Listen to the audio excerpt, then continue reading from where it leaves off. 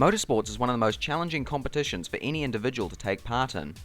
This is because, of course, you don't just have to beat other teams and other riders in those teams, but also you have to be able to beat your own teammate. Someone who has been absolutely trumped by his teammate in 2021 is Alex Rins. And whilst I don't like to write him off early, since the 2022 season, of course, hasn't happened yet, I get a strange feeling that he may not be in that Suzuki team for 2023 after his contract is up at the end of next year. So today in the Gravel Trap, let's discuss if Alex Rins should be replaced at Suzuki, and if so, who by?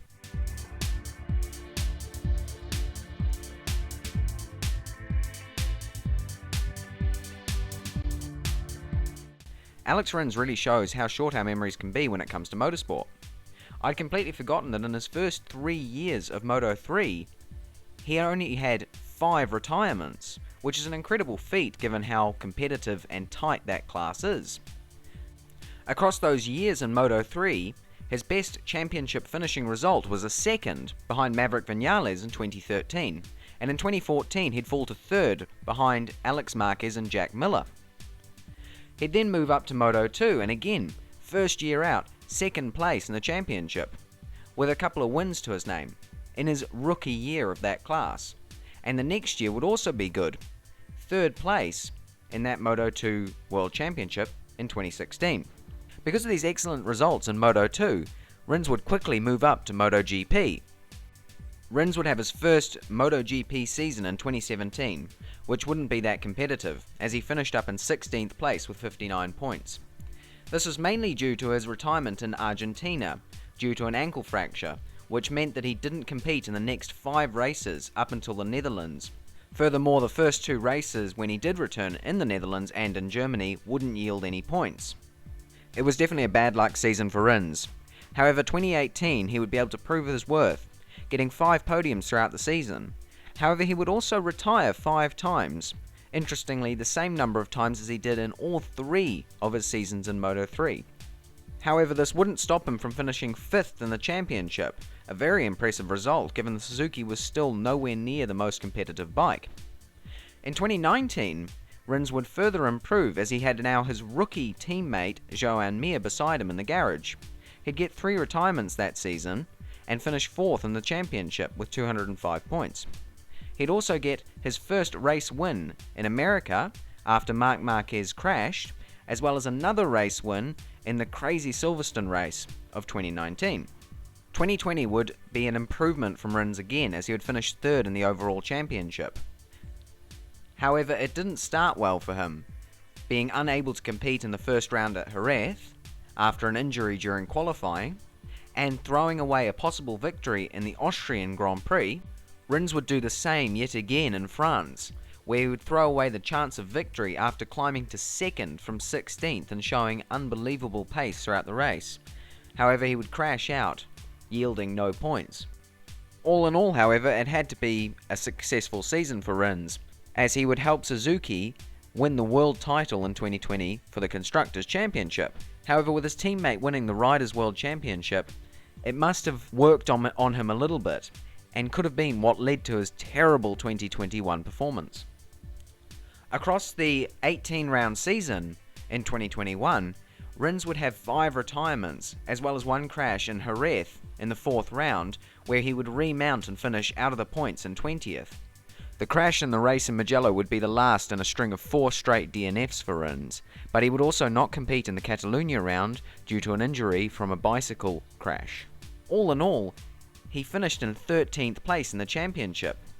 Meanwhile, his teammate Joan Mir finished in 3rd, which really showed that his result this year has been unimpressive to say the least. Across this 2021 season, Alex has become known as someone who throws away good point-scoring positions, but now doesn't even have the high points that he had in previous seasons.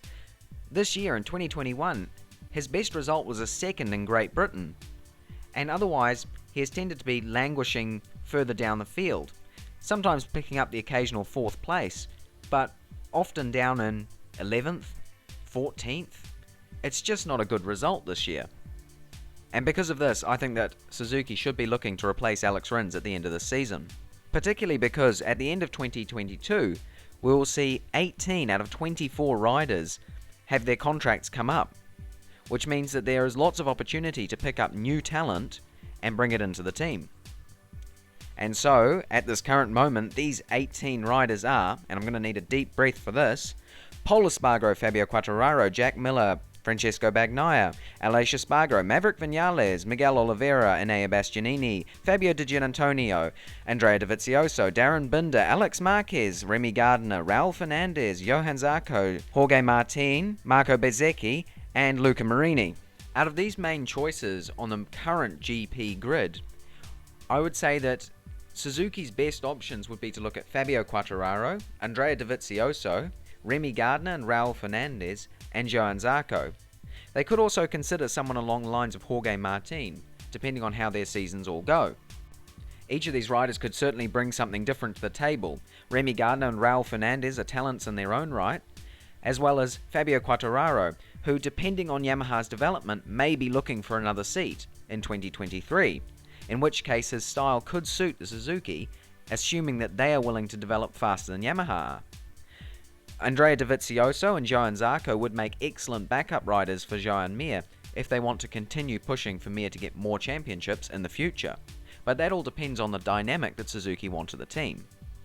In my view, however, there is someone not on the MotoGP grid, however in the Moto 2 class next year, that would be far better suited. This person is of course the 2021 Moto 3 World Champion Pedro Acosta, assuming that he has a good result next year in 2022 in the Moto 2 class. KTM has been a brilliant talent spotter in the past few years, particularly with Raul Fernandez and Remy Gardner, as they showed with their dominant Moto 2 performance this year. And if Pedro Acosta can do as well as Raul did in his rookie season of Moto 2, Pedro could be looking for a 2023 MotoGP ride, in which case KTM would be a little bit stuck, because unless Oliveira, Remy Gardner or Raul Fernandez have an absolutely atrocious 2022 season, which I don't see happening given they are all incredibly talented riders, and Oliveira in particular's bad 2021 season has mainly been due to injury, we could see Pedro Acosta getting that Suzuki seat so that KTM can show that they are still progressing their rookies up even when they don't have a place for them in their own team. Some other possible options for Suzuki if they wanted to bring in rookie riders would be Aaron Canet or Augusto Fernandez, both of which had good 2021 Moto 2 campaigns. But I would say that if you've got a young rookie like Pedro Acosta coming through the ranks, assuming he does do well in Moto 2, which I have a feeling that he will, given that he was a rookie last year in Moto 3 and still got so many race wins straight off the bat, I think that he would be their best bet, and they should chase after him like mad. This all said, I don't think that Alex Rins is undeserving of a MotoGP seat. He clearly has the ability to win on MotoGP bikes and machinery, and I'm sure if he switched teams he'd be more than capable of winning again. However, for Suzuki, I think that they need someone new and young to push Joan Mir to the limit, since he's obviously a talent, and I don't think that Alex Rins will do the same. Alex is more likely to become a backup rider to Joan Mir, since we've seen Joan become kind of the lead rider, and for Alex's sake, he should probably also consider moving on to find a team where he can fulfill that lead rider, in which case Suzuki should be looking at someone like Pedro Acosta, or Augusto Fernandez, or even Aaron Canet, who've shown their ability in the lower classes. Anyway, what do you think? Do you think Alex Rins should be replaced? Should Joan Mir be replaced? Should everyone be replaced? It'd be interesting to hear some other people's thoughts. I want to thank you for watching, and goodbye.